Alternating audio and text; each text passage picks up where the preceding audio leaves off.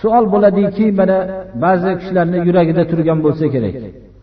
Hozirgi vaqtdachi ba'zi diyorlar borki, u diyorlarga shunday joyda o'sganki, na shariatni eshitgan, na payg'ambarni eshitgan, hayotda tug'ilgan, kufrni ko'rgan, boshqa hech bir dinsizlik bilan yashalgan, shunday bo'lib o'tib ketgan bo'lsa, biror bir da'vatni eshitmagan bo'lsa, buni qiyomatdagi holi nima bo'ladi degan savol tushadi. Hozir bunday bir misol qilib keltirsak, bir kishi bola tug'ildi-yu, shu tug'ilgan vaqtida o'rmonda qolib ketdi. O'rmonda hayvonlar bilan yashadi. Hayvonlar faqat ulardan farqi ikki oyoqlab yurdi, yedi, ichdi, shu yerda yurdi. Hayvonlar nima bilgan, shular o'zini ulfati bo'lib yashadi. Shu odam o'lib ketsa, qiyomatdagi ahvol nima bo'ladi degan savol bo'ladi. Buni hozirgi vaqtda, hozir o'rmon emas, eng madaniyatli shahar degan dinsiz bo'lgan joyda, o'zi zohirda eng madaniyat topgan baland imoratlarli bo'lgan shahar bo'lsa-yu, o'zi o'rmonda yovvoyilar yashaganday joy bo'lsa.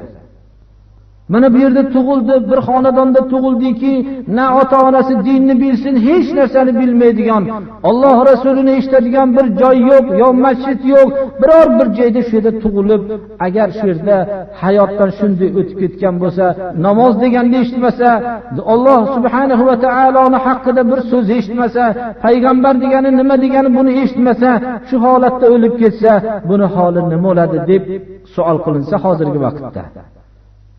Bunga javob shuki, agar ulamolar o'rtasida ba'zilar ixtilof bor.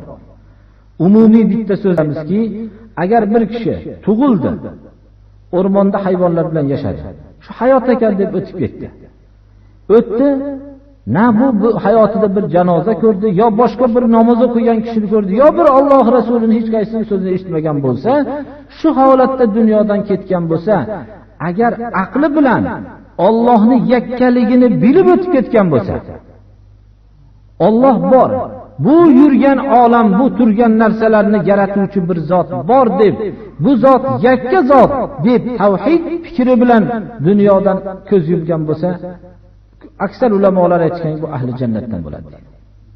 Agarki bir vaqt namoz o'qimasa, chunki namoz aqida, Allohning yakkaligini bilish shariat bilan vojib emas deyilgan.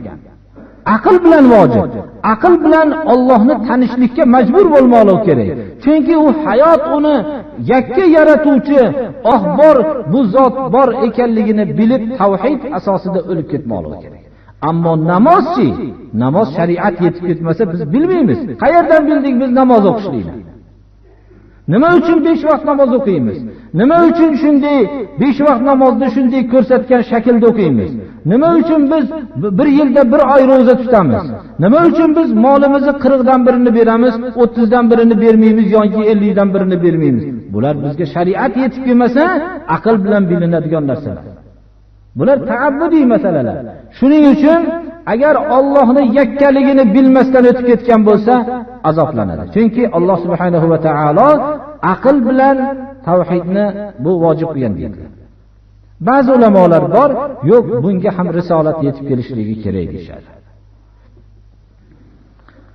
Hozirgi shuning uchun ham Allohning irodasi mana har qanday dinsiz kofirlar Ka'batulloh borligini biladi.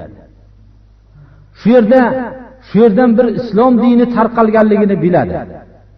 Har qanday millatlar ham biladi. Shunday bir dini islom masjidlar, xususan hozirgi targ'ibot vositalari orqali masjidlarda bir g'alati, bir boshqacha amal qilayotgan bir nima deb musulmon deb ataladigan bir xalqlar borligini biladi. Unga endi u hujjat barpo bo'ladi. Uni uzri yo'q odamda. U odam albatta bilmoqligi kerak. Endi u musulmon diyorida tug'ilganlar, musulmon oilada tug'ilganlarning mutlaqo uzri yo'qdir. Alloh subhanahu va taolo shaharlarni halok qiluvchi emasmiz zulm bilan, ularning ahli Allohning risolatidan g'ofil bo'lgan holatda halok qiluvchi emasmiz deyapti.